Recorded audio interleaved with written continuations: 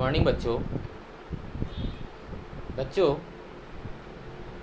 आज हम फिर से हमारी पिछले कक्षा के पाठ संख्या 12 मुरझाया फूल कविता के जो अंतिम भाग है वह आज हम लोग सस्वर वाचन करेंगे। तो बच्चों, जैसे कि हमने पहले की कक्षा में हमने यह कविता मुरझाया फूल की कवयित्री महादेवी वर्मा जी के बारे में जानकारियाँ हासिल की। तत्पश्चात हमने यह कविता मुरझाया हुआ फूल के शुरुआती पद हमने पढ़े, पंक्तियाँ पढ़ी। पढ़ने के बाद हमने देखा कि जब किसी फुलवारी में या बगीचा में या गार्डन में जब बहुत सारे कलियां, जब शुरू में वे कली रहती हैं, कली के बाद वे जब फूल खिलकर फूल खिलते हैं, फूल बन जाते हैं, और उसके बाद जैसे जैसे समय गुजरते हैं वह धीरे धीरे मुरझा जाता है, और मुरझा जाने के बाद वे ज़मीन पर गिरकर बिखर जाते हैं। तो वे कलियों से फूल बनने तक के समय तक उसमें भंवरे जो हैं वे मधुपान करने के लिए वहाँ पर मंडराते हैं, आवाज़ निकालते हैं, उसके चारों तरफ घूमते हैं। इंसान भी उसे देखकर प्रसन्न होते हैं। लेकिन जैसे ही वह फूल मुरझाकर ज़मीन में बिखर जाते हैं तब उसका आकर्षण जो है वे धीरे धीरे कमने लगते हैं। तो बच्चों, हमने इससे पहले के पंक्ति में हमने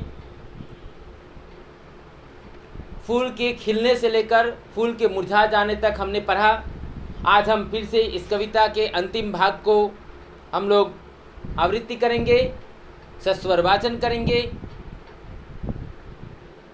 तो बच्चों, सभी अपने अपने किताब सामने खोलकर बैठ जाएं, साथ ही हाथ में एक पेंसिल भी रख लो और पृष्ठ संख्या 124 यानी पेज नंबर 124 आज हम सस्वर वाचन करेंगे और उसमें आए कठिन शब्दों का अर्थ जानेंगे। उसमें महादेवी वर्मा जी लिखित मुरझाया हुआ फूल में जो निहित भाव है उसे हम समझेंगे और अपने जीवन पर उतारेंगे। तो बच्चों, पृष्ठ संख्या 124 के पहला पंक्ति जो है, आज तुझको देखकर चाहक भ्रमर आता नहीं, वृक्ष भी खोकर तुझे हाँ अश्रु बहाता नहीं, जिस पवन ने अंक में ले प्यारा था तुझको किया, प्यार था तुझको किया, तीव्र झोंके से सुला उसने तुझे भू पर दिया। कहने की प्रस्तुत पंक्ति में कहने की जब फूल कली से फूल बनते हैं तब उसमें भंवरे मधु पान करने के लिए या मधु के लिए वे उसके चारों तरफ मंडराते हैं और उसमें बैठकर वे मधु पी लेते हैं, ले लेते हैं। परंतु कह रहे हैं कि आज तुझको देखकर, यानी जब तुम फूल थे तब तुम्हारे चारों तरफ वे भंवरे गुनगुना रहे थे, घूम रहे थे, लेकिन आज जब तुम मुरझा गए हो, जब तुम्हारे मुखों पर प्रसन्नता की जगह मुरझायापन दिखाई दे रहा है, तो उसे देखकर चाहक, यानी जो भंवरों को चाह थी कि फूलों में से जो मधु पान करे, वह भ्रमर भंवरे आते नहीं। यानी क्यों नहीं आते? क्योंकि आज वह फूल सूख गए हैं, सूख कर जमीन पर बिखर पड़े हैं, इसलिए वह नहीं आते। वृक्ष भी खोकर तुझे हाँ अश्रु बरसाता नहीं, यानी कि वृक्ष भी, यानी जब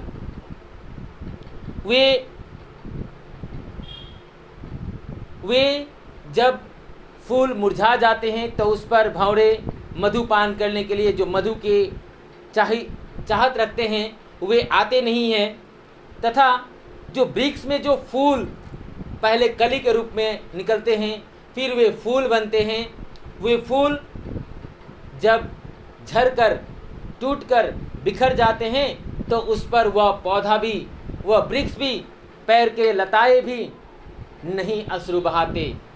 वे अश्रु बरसाते नहीं, क्योंकि उनके अंग से एक फूल खिलकर, एक कली खिलकर फूल बनते हुए वे मुरझाकर जमीन पर गिर जाते हैं। वह देखकर वह पौधा भी, वह पैर भी अपना अश्रु नहीं बहाता।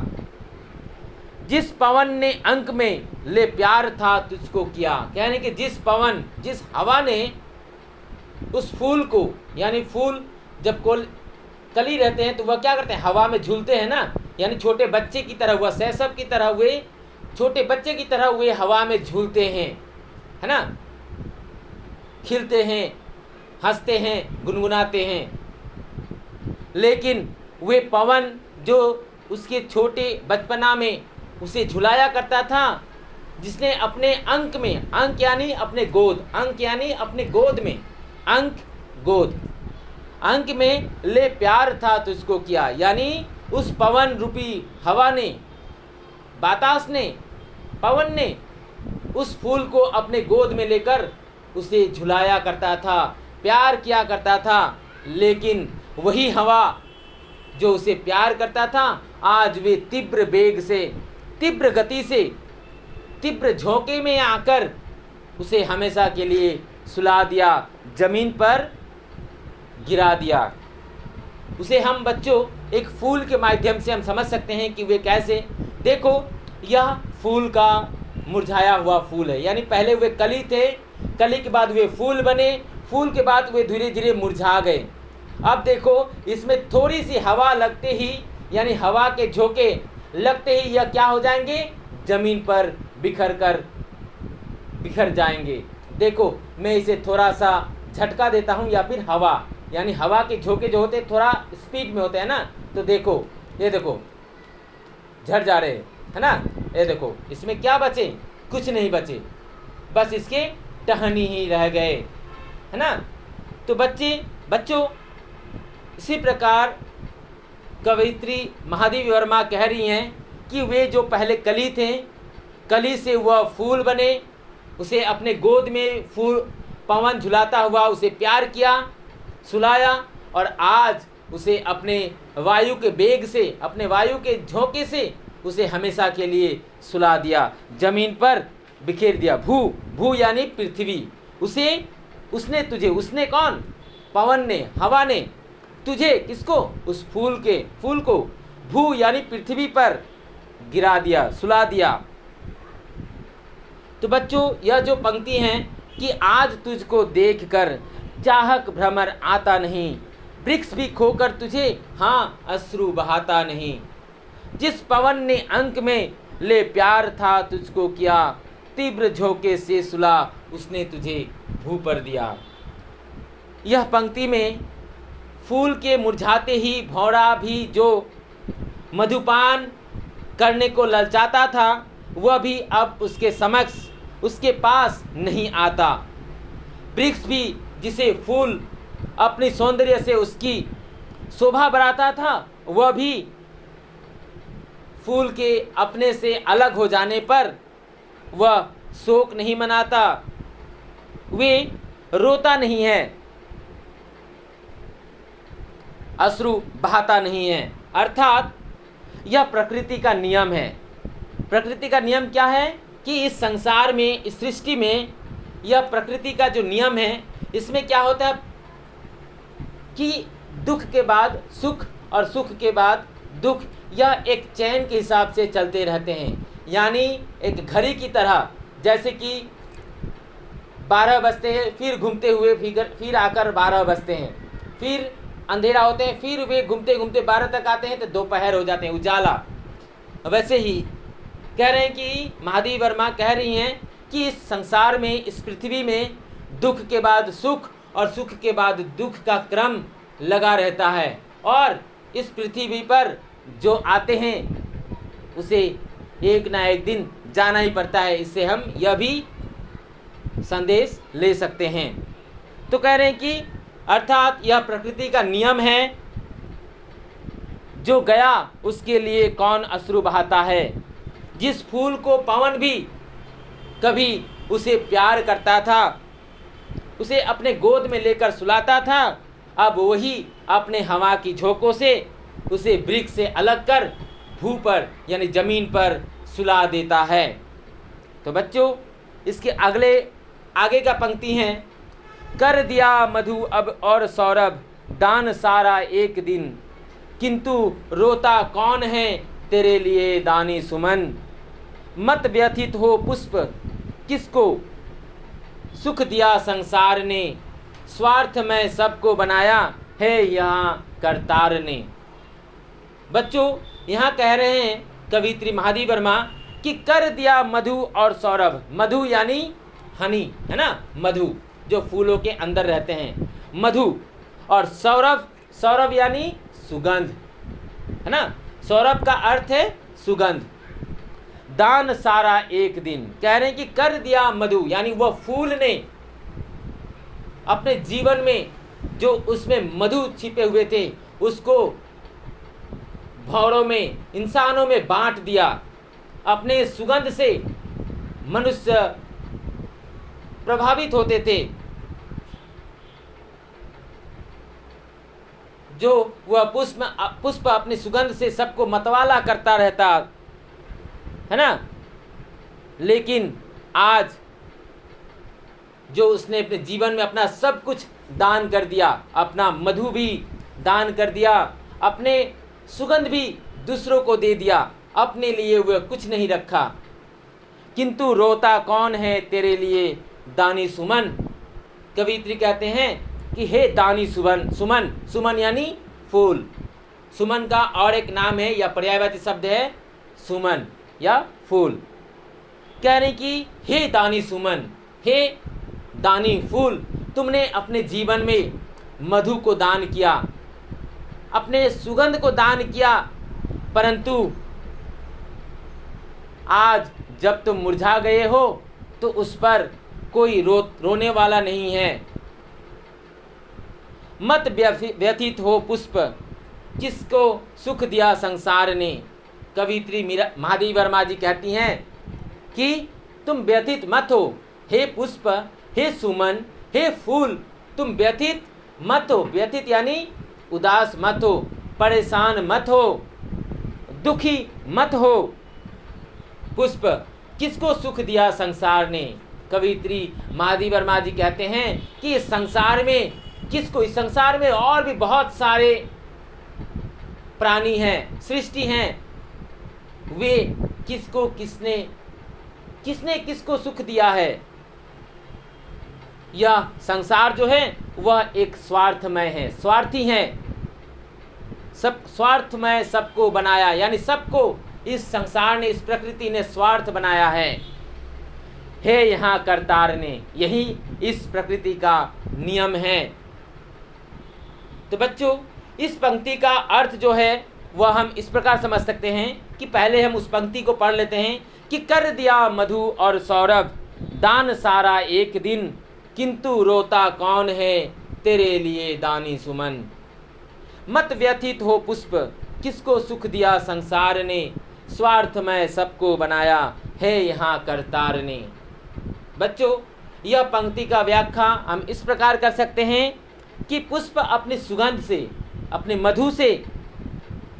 मधु सब दान कर दिया एक दिन, पर उसे यह मालूम नहीं था, यह पता न था कि अपनी सुगंध से जो दूसरों को मतवाला करता था, मतवाला बना देने वाला था, जो दानी सुमन अपनी वास्तविकता से अनजान, मतवाला सुमन तुम्हारा सौंदर्य पान करने वाले ही एक दिन तुम जब टूटकर बिखर जाओगे, पतझड़ की तरह मुरझा जाओगे, तो तुम्हारे लिए कोई रोने वाला नहीं रहेगा। इसलिए कवित्री सुमन को सांत्वना देते हुए कहती हैं कि हे पुष्प, यह संसार की स्वार्थपरता है, यानी इस संसार में स्वार्थपरता है जिसमें लोग स्वार्थ के कारण एक दूसरे से घुल मिल कर रहते हैं। जैसे ही स्वार्थ पूरे हो जाते हैं वे उसे भूल जाते हैं। तो वही कवियत्री महादेवी वर्मा जी कहती हैं कि यह संसार जो है, वे उस पुष्प को सांत्वना देते हुए कहती हैं कि यह संसार जो है वे स्वार्थपरता है। इसमें यहाँ संसार किसको सुख दिया है? विधाता का यही निर्णय है कि तुम क्यों व्यथित होते हो। कवियत्री ने प्रकांतर से मानव जीवन की बात करते हुए फूल की अवस्था के साथ मानव जीवन का तुलना किया है। कहने की महादेवी वर्मा जी इस फूल के माध्यम से, इस मुरझाए हुए फूल, खिलते हुए फूल के माध्यम से वे मनुष्य के साथ तुलना किया है, कंपेयर किया है ना। कंपेयर करते हुए उन्होंने यह समझाने की कोशिश किया है कि इस संसार में सभी चीज़ें, सभी वस्तुएं बस स्वार्थ पर टिके होते हैं। वे फूल, पौधे, पत्ते सारे वे एक स्वार्थ के जुड़े होते हैं। जैसे ही उनका स्वार्थ खत्म हो जाता है वे उन पर आंसू भी नहीं बहाते। अभी हम जो अंतिम पंक्ति पढ़ने वाले हैं कि विश्व में है पुष्प तू सबके हृदय भाता रहा, दान कर सर्वस्व फिर भी हाय हर्षाता रहा। जब न तेरी ही दशा पर दुख हुआ संसार को, कौन रोएगा सुमन हमसे मनुज निस्सार को। कवियत्री महादेवी वर्मा जी इस पंक्ति के माध्यम से वे यह समझाना चाहते हैं कि यह संसार की विश्व में है पुष्प तू सबके हृदय भाता रहा। कह रहे कि इस विश्व में, इस पृथ्वी पर, इस संसार में, इस वर्ल्ड में तुमने, हे पुष्प, तुमने सबका हृदय तुमने भाया, सबके हृदय भाता रहा, यानी सबके हृदय को तुमने भाया, आकर्षित किया। दान कर सर्वस्व फिर भी हाय हर्षाता रहा। कहने कि तुमने अपने फूल से निकलने वाली खुशबू, सुगंध, मधु सब तुमने निछावर कर दिया इस संसार के लिए, परंतु आज तुम अपना सब कुछ दान करते हुए भी आज हर्षा रहे हो, यानी हंस रहे हो, परंतु तुम्हारे मुरझा जाने पर यह संसार तुम पर रोने नहीं आता, तुम पर दुख नहीं मनाता। जब न तेरी ही दशा पर दुख हुआ संसार को। कह रहे कि जब तुम्हारी इस दशा को, यानी उस सुमन के, उस फूल के इस दशा पर, कौन सी दशा? वही कली से फूल बनना, फूल से मुरझा जाना, मुरझा कर जमीन पर गिर जाना, उस अवस्था से यह संसार को दुख नहीं हुआ। जब तेरी इस दशा पर दुख हुआ संसार को, इस संसार को दुख नहीं हुआ, कौन रोएगा सुमन हमसे मनुज निस्वार को। कहने की तो जब तुम्हारे दुख पर यह संसार नहीं रोने वाला नहीं रोता, तो एक मनुष्य का जब कुछ हो जाए तो उस पर भला कौन रोएगा। कहने कि एक मनुष्य पर जब कुछ विपत्ति, जब कोई दुख का पहाड़ पड़ता है तो उस पर मनुष्य शोक नहीं मनाता, उस पर दुख नहीं मनाता। तो तुम तो एक फूल हो, तुम पर भला यह संसार क्यों रोएगा। तो बच्चों, इस पंक्ति का हम इस प्रकार अर्थ निकाल सकते हैं कि विश्व में है पुष्प तू सबके हृदय भाता रहा, दान कर सर्वस्व फिर भी हाय हर्षाता रहा। जब न तेरी ही दशा पर दुख हुआ संसार को, कौन रोएगा सुमन हमसे मनुज निस्सार को।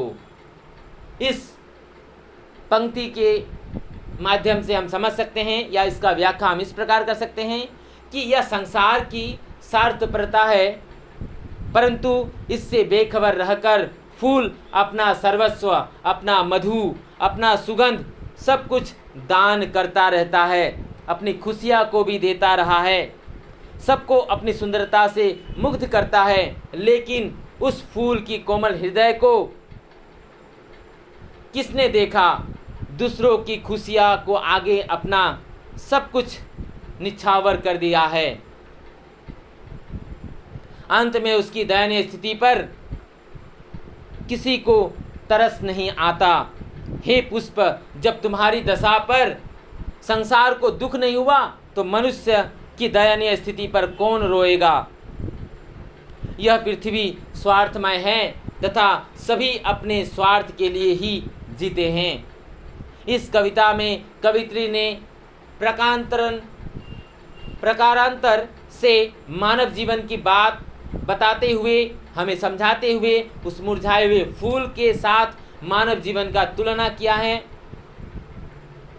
तो बच्चों, इस कविता के माध्यम से महादेवी वर्मा जी ने एक मनुष्य जीवन यानी मानव जीवन यानी हमारे जीवन और एक फूल के साथ कंपेयर किया है, तुलना किया है कि एक फूल जो अपना सर्वस्व लुटा देने के लिए अपने खुशी को मनुष्य के हाथों सौंप देती है, और वही मनुष्य जब फूल के दयनीय अवस्था पर रोना नहीं आता तो यह संसार तो स्वार्थमय है। तो बच्चों, इस कविता के माध्यम से यह जो मुरझाया हुआ फूल है या मुरझाया फूल कविता के माध्यम से कवित्री महादेवी वर्मा ने कली से खिलकर फूल बनने से लेकर और फूल से मुरझा जाने पर और मुरझाकर जमीन पर गिर जाने पर की जो आकर्षक वर्णन किया है। कली और खिले फूल के प्रति सब आकर्षित रहते हैं, जबकि मुरझाए फूल के प्रति उनका कोई आकर्षण नहीं रहता। यह संसार की स्वार्थपरता है, परंतु इससे बेखबर रहकर फूल अपना सर्वस्व, अपना मधु, अपना सुगंध सब कुछ दान करते हुए सबको हर्षाता जाता है, सबको हंसाता जाता है। यहाँ कवित्री ने प्रकारांतर से मानव जीवन की बात करते हुए महत्वपूर्ण संदेश दिया है कि यह संसार जो है वे स्वार्थमय है। इस पर स्वार्थ के लिए मनुष्य एक दूसरे से आकर्षित होते हैं। बच्चों, इस कविता में कुछ सवाल में यहाँ जो अभ्यास माला में दिया गया है पेज नंबर 125, उसके कुछ सवालों का सवाल मैं पूछूंगा, जिसका सही आंसर आप लोग बताना, ताकि मुझे समझ में आएगा कि हाँ आप लोगों ने मन देकर इस पाठ के विश्लेषण को सुना है कि नहीं। तो सबसे पहला जो सवाल है, सही विकल्प का चयन करो। यानी यहाँ पर 4 ऑप्शन है, 4 MCQ टाइप क्वेश्चन है, जिसमें से हमें सही उत्तर चुनकर बताना है। तो सबसे पहला क्वेश्चन जो है, कवित्री महादेवी वर्मा की तुलना की जाती है कौन सी कवि से? सुभद्रा कुमारी चौहान के साथ? नहीं। मीराबाई के साथ? उषा देवी मित्रा के साथ? मन्नू भंडारी के साथ? किसके साथ बच्चों? किसे आधुनिक मीरा की उपाधि दी गई है? किसके साथ? मीराबाई। यानी इस प्रथम सवाल का जो कवित्री महादेवी वर्मा की तुलना की जाती है किसके साथ? मीराबाई के साथ। ऑप्शन 2 ख उसका सही आंसर है। नंबर 2, कवित्री महादेवी वर्मा का जन्म कहाँ हुआ था? ऑप्शन 1 गाजियाबाद में, ऑप्शन 2 हैदराबाद में, ऑप्शन 3 फैजाबाद में, ऑप्शन घ या ऑप्शन 4 फारुखाबाद में। कहाँ हुआ था? फारुखाबाद में, यानी option 4। Number 3 question, Mahadevi Verma की माता का नाम क्या था? हेमरानी वर्मा, पद्मावती वर्मा, फूलमती वर्मा, कलावती वर्मा। कौन थी उसकी मम्मी? यस, हेमरानी वर्मा उनकी माताजी थी या माँ थी।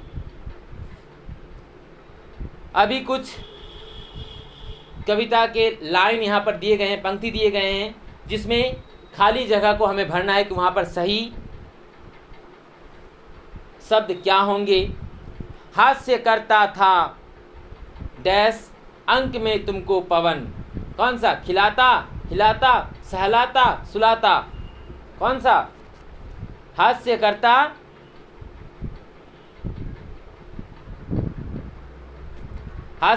था खिलाता। खिलाता यानी खाने का नहीं, खिलाता यानी तुमको खिलाता, यानी खेलना।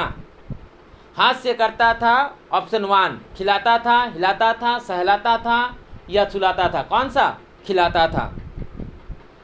नंबर 5, यत्न मालिका रहा देश से भरता तुझे। कौन सा? प्यार से, आनंद से, सुख से या धीरे से? आनंद से। यहाँ सही उत्तर होगा आनंद से। नंबर 6, करतार ने धरती पर सबको कैसा बनाया है? करतार ने सबको यानी प्राकृतिक नियम ने सबको कैसा बनाया है? सुंदर? नहीं। त्यागमय? नहीं। स्वार्थमय? यस, स्वार्थमय। निर्दय भी नहीं बल्कि स्वार्थमय बनाया है। फिर यहाँ पेज नंबर 126 जो सेकंड क्वेश्चन है उसका कुछ प्रश्न मैं पूछूंगा जिसका सही या गलत हमें निर्णय करना है कि वह पंक्ति या वह कथन सही है या गलत है। तो नंबर 1 जो है कि छायावादी कवियत्री महादेवी वर्मा रहस्यवादी कवियत्री के रूप में भी प्रसिद्ध हैं। यस, यह सही है। यह सही है कि वे एक रहस्यवादी कवियत्री के रूप में भी प्रसिद्ध हैं। क्वेश्चन नंबर 2, महादेवी वर्मा के पिता माता उदार विचार वाले नहीं थे। उदार विचार वाले नहीं थे या थे? यस, थे, लेकिन यहाँ पर नहीं थे लिखे गए हैं इसलिए यह गलत है। नंबर 3, महादेवी वर्मा ने जीवन भर शिक्षा और साहित्य की साधना की। क्या महादेवी वर्मा ने जीवन भर साहित्य और शिक्षा की साधना की थी? यस, उन्होंने जीवन भर साहित्य और शिक्षा की साधना की थी। क्वेश्चन नंबर 4, वायु पंखा झेलकर फूल को सुख पहुंचाती रहती है। क्या सुख पहुंचाती रहती हैं? वायु जो है वह फूलों को पंखा झेलकर क्या पहुंचाती है? सुख या दुख? यस, सुख पहुंचाती है, यानी यह जो कथन है वे सही है। नंबर 5, मुरझाए फूल की दशा पर संसार को दुख नहीं होता। क्या मुरझाया हुआ फूल को देखकर संसार को दुख होता है? नहीं होता, है ना? तो यह सही है। तो बच्चों, यह थी हमारी आज की कक्षा का कविता का विश्लेषण, पाठ संख्या 12, मुरझाया हुआ फूल। महादेवी वर्मा जी द्वारा लिखित यह कविता है। यह तृतीय यहाँ पर इसलिए दिया गया क्योंकि यह हमारी 3rd लेक्चर है या फिर हम कह सकते हैं कि 3rd क्लास भी है। इसमें हमने मुरझाया हुआ फूल में से, महादेवी वर्मा जी द्वारा लिखित कविता में से बहुत सारे ऐसे चीज़ों को हमें जानकारी मिली, हमें प्रेरणा मिला, हमें यह संदेश मिला कि महादेवी वर्मा जी ने इस मुरझाया फूल कविता के माध्यम से एक मनुष्य और एक फूल के साथ तुलना करते हुए इस संसार से हमें परिचित कराते हैं कि यह संसार जो है वे स्वार्थमय हैं, जिसमें स्वार्थ पर लोग उसके तरफ आकर्षित होते हैं और जैसे ही अपने स्वार्थ पूरे हो जाते हैं उस पर वे दुख नहीं मनाते, उस पर वे रोते नहीं हैं। तो बच्चों, इस पाठ को ध्यान से पढ़ना, समझना, कोई भी कठिनाई आए तो बार बार इस वीडियो को देखना। आज के लिए धन्यवाद।